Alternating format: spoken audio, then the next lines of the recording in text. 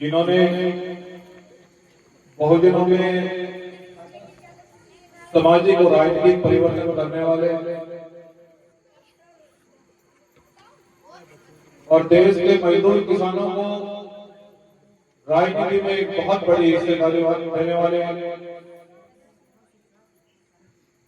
मान्यवर साहब काशीराम जी को पूरे कोटि कोटि नमन। और हमारे साथ में आए हुए हमारे जनपद रामपुर के जिला राजेश खन्ना जी, समस्त जिले के और विधानसभा के पदाधिकारी एवं कार्यकर्ता, माताओं बहनों, जनपद सहारनपुर, जनपद रामपुर के लोगों, मुझे ये कहने में बड़ी प्रसन्नता हो रही है कि आज इस प्रकार से यहाँ इस कार्यक्रम में आप सब लोग भारी संख्या में उपस्थित हुए हैं।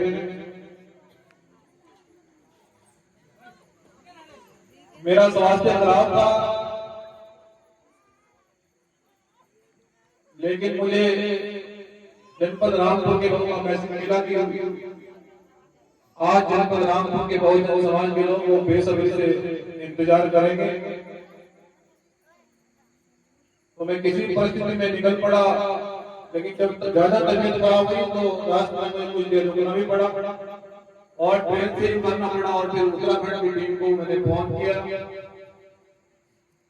हमारे उत्तराखंड की टीम के लोग मुझे फिर अपनी गाड़ी में लेकर यहाँ तक पहुंचे। इन साथियों का भी बहुत बहुत धन्यवाद कि उत्तराखंड के क्रांतिकारी लोग 24 घंटे बहुजन समाज को और बहुजन आंदोलन को आगे बढ़ाने का प्रयास कर रहे हैं। हमारे प्रवक्ता जी, अध्यक्ष जी, सम्मानित साथियों, मुझे आपने बुलाया है और जिस उम्मीद के साथ में आपने मुझे बुलाया है, मुझे लगता है कि जनपद रामपुर के लोग भी इस बहुजन आंदोलन को बड़ी मजबूती से आगे बढ़ाना चाहते हैं। आप लोग ना सब बैठ जाओ यहीं पे। और बहुजन समाज के लोग अगर इस आंदोलन को आगे बढ़ाना चाहते हैं, जनपद रामपुर के लोग अगर इस आंदोलन को आगे बढ़ाना चाहते हैं, तो मैं उन्हें यह विश्वास दिलाने के लिए आया हूं कि जो मूवमेंट हमें बाबा साहब डॉक्टर अम्बेडकर ने दी है, जो सपना बाबा साहब डॉक्टर अम्बेडकर ने देखा था, जिस मिशन की शुरुआत मान्यवर साहब काशीराम जी ने की, और वह कहते कहते हमें इतना बड़ा मिशन और इतना बड़ा राजनीतिक विरासत देकर चले गए और ये कहकर चले गए कि मैं इस देश के मजदूर किसानों को सत्ता की कुर्सी पर देखना चाहता हूं।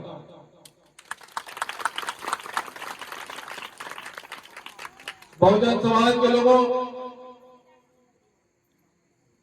जब इस देश के अंदर मान्यवर साहब काशीराम जी ये देखते हैं कि इस देश के सबसे बड़े बहुसंख्यक लोग, जिनको बाबा साहब डॉक्टर अम्बेडकर ने संविधान में वोट की ताकत दी है, लेकिन उस वोट को किसी भी भाव नहीं समझा जाता है। उस वोट के माध्यम से सरकार बनाकर इस देश के सबसे बड़े तबके का, दलितों का, पिछड़ों का, अल्पसंख्यक आदिवासी वर्गों के अधिकारों को उन्हीं वोटों से काट दिया जाता है। मान्यवर साहब काशीराम जी जब इस देश के अंदर ऐसी राजनीतिक और सामाजिक व्यवस्था देखते हैं कि जो इस देश में हुकूमत बनाने वाले बहुजन समाज के लोग, इस देश में अपनी हुकूमत तैयार करने वाले लोग, अपने वोटों से सरकार बनाने वाले लोग आज सबसे बड़े पैमाने पर अधिकारों से वंचित हैं। सबसे बड़ा अन्याय उन्हीं के साथ में होता है। फिर साहब काशीराम जी ये कहते हैं कि भाई जब इस देश के सबसे बड़े तबके वाले लोग सरकार बनाते हैं तो फिर इस देश के सबसे बड़े तबके वालों का उत्पीड़न क्यों होता है, उनके अधिकार क्यों छीने जाते हैं, उन्हें गोली क्यों मारी जाती है, उनकी जमीनें क्यों छीनी जाती है। इस बात को मान्यवर साहब काशीराम महाराष्ट्र से कहते कहते उत्तर प्रदेश में आते हैं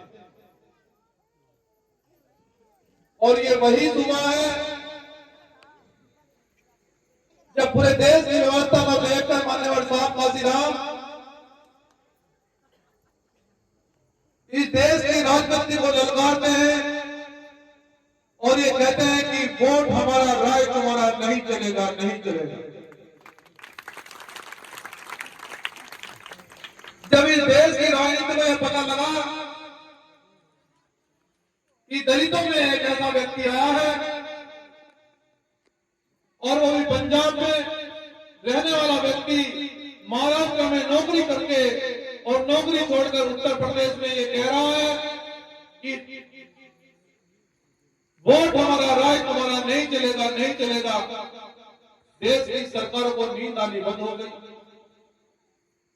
सरकारों ने कहा कि दलित समाज के व्यक्ति में जान तो बहुत ज्यादा है और बात तो बहुत सही है, लेकिन अगर ये बात बहुजन समाज के कानों तक पहुंच गई तो बड़े बड़े तानाशाहों की कुर्सी तो खिसक जाएगी, लोग कुर्सी गिर जाएगी। ये देश की सरकार को पता लग गया। तो साहब काशीराम जी थे वो सत्ताधारी लोग, वो तानाशाही लोग जिन्होंने वर्षों से बंदूक के दम पर हमारे ऊपर शासन किया, बंदूक के दम पर हमारा सामाजिक शोषण किया, आर्थिक शोषण किया, हमें स्कूल विद्यालयों में नहीं पढ़ने दिया, हमेशा से हमारे ऊपर गोलियां चलती रही।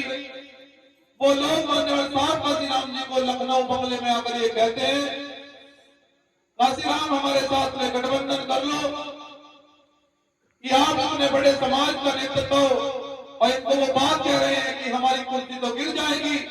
साहब काशीराम जी ये कहते हैं कि मैं तो तुम्हारी कुर्सी तो गिराने के लिए आया हूं, मैं तुम्हारी कुर्सी गिराने के लिए आया हूं और ये कुर्सी नहीं बनेगी। अब इस कुर्सी पर मजदूर किसान के बच्चे बैठे, ये मैं आज उत्तर प्रदेश के दरवाजा करके जा रहा हूं। और साहब काशीराम जी प्रदेश के अंदर बहुत बड़े पैमाने पर इस मिशन को तैयार करके जब उन्होंने देखा कि दलित, पिछड़े, अल्पसंख्यक, आदिवासी लोग, इनकी सामाजिक व्यवस्था तो बहुत दुर्बल है, इनको तो यही नहीं पता कि बहुजन मिशन होता क्या है, इनको यही नहीं पता कि राजा होता क्या है। बाबा साहब डॉक्टर अम्बेडकर ने इन्हें वोट का अधिकार तो दिया है, लेकिन इनको ये नहीं पता कि वोट की ताकत से ही राजा तैयार होता है। तो साहब काशीराम जी देश के बुद्धिजीवी लोगों से, पढ़े लिखे लोगों से कहते हैं कि मैं इन ना समझ लोगों को समझाने के लिए तो मुझे बहुत समय लग जाएगा, इसलिए मैं अपने बहुजन समाज के लोगों से ये कह रहा हूं कि जो नौकरी पेशे वाले लोग हैं, जो पढ़े लिखे लोग हैं, वो मेरी बात को जल्दी समझ जाएंगे। और मैंने ये कहने के लिए आया हूं कि आओ बहुजन समाज की सरकार बनाते हैं, मजदूर किसानों की सरकार बनाते हैं। ये तो हाथी जैसा समाज है, इस समाज से बलशाली समाज देश के अंदर नहीं है।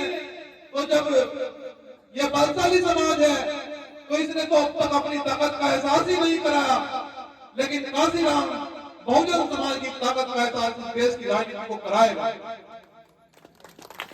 और 2006-07 के अंदर इस सूबे के अंदर पूर्ण बहुमत से सरकार बनाकर मान्यवर साहब काशीराम जी ने आपकी ताकत का एहसास इस देश की राजनीति को कराया। जब पूर्ण बहुमत से मजदूर किसान के बच्चों की सरकार बनी, दलित, पिछड़े, अल्पसंख्यक, आदिवासी बच्चों की सरकार बनी, तो देश की मनोवादी ताकतें हिल गई। तो साहब काशीराम जी ये कहते हैं कि मैंने इस समाज को, इनकी ताकत का एहसास तो देश की राजनीति को करा दिया है, लेकिन जिनके बल पर गया है, कहीं वो ऐसा ना हो कि बहुजन समाज, हाथी जैसा समाज वो जा गया है। मुझे लगता है कि कहीं ऐसा ना हो कि आने वाले समय में वो फिर से बैठ जाए, फिर से शांत हो जाए। इसलिए मुझे ये हाथी जैसा समाज लगातार चलता रहे, मुझे कुछ इसका ऐसा उपाय सोचना होगा। और वो इस उपाय को सोचने के लिए आपके लिए प्रेरणा, बहुजन प्रेरणा स्थल बनाते हैं, जिसका नाम डॉक्टर अंबेडकर स्मारक स्थल है।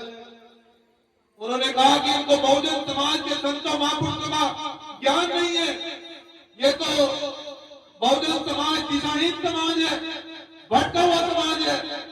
तो इसको दिशा में लाने के लिए, इसको सही रास्ते पर लाने के लिए बहुजन संतों महापुरुषों का मार्गदर्शन कराना बहुत जरूरी है।